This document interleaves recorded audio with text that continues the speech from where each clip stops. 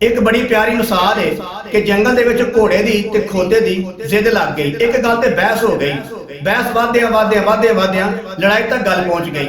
बहस इस बात ते हुई कि घोड़ा कहता है कि आसमान नीला है और खोता कहता है कि आसमान काला है। जो उन्होंने बहस वधी, लड़ाई तक गल पहुंची तो यह खबर फैलदिया जंगल के बादशाह शेर तक गल पहुंच गई। जंगल के बादशाह सलामत ने दोनों बुलाया, घोड़े भी बुलाया तो खोते ने बुलाया ते बुला के आख्या कि पता लगा कि तुहाडे दोवां दी बहस है, लड़ाई तक गल पहुंच गई है, तुसीं क्यों लड़दे हो, तुसीं किहड़ी गल दी बहस पे करदे हो, की गल है, दसो हाँ जरा अपना अपना मौकफ बयान करो। ते घोड़ा कहने लगा जनाब मेरा मौकफ है वे, मैं यह कहना वा कि आसमान नीला है। फिर खोते ने पूछया, खोता कहने लगा जनाब मेरा मौकफ है कि आसमान काला है।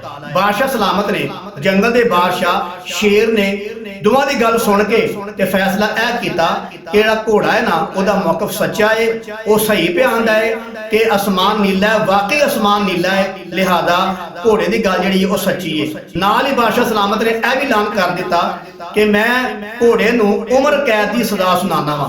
तो घोड़ा बड़ा हैरान होकर पुछदा बादशाह सलामत तुसां पहलां यह आख्या कि मेरा मौकफ सच्चा है, मैं सही पे आना, वाकई आसमान नीला है, जो मेरा मौकफ सच्चा है, मेरी बात सच्ची है, तो सदा किहड़ी गल दी मैनूं देंदे हो पे। ते बादशाह सलामत कहन लगा कि मैं तेनों सदा तां नहीं दे रहा कि तू सच्चा है, मैं तेनों सदा तां दे रहा कि तू बहस किदे शुरू कर छड़ी, तू बहस किदे शुरू कर छड़ी है कि तू घोड़ा हो के, एक नस्ली हो के, खानदानी हो के, एक बारोब बरादरी हो के वो तू खोते नाल बहस शुरू कर छड़ी है।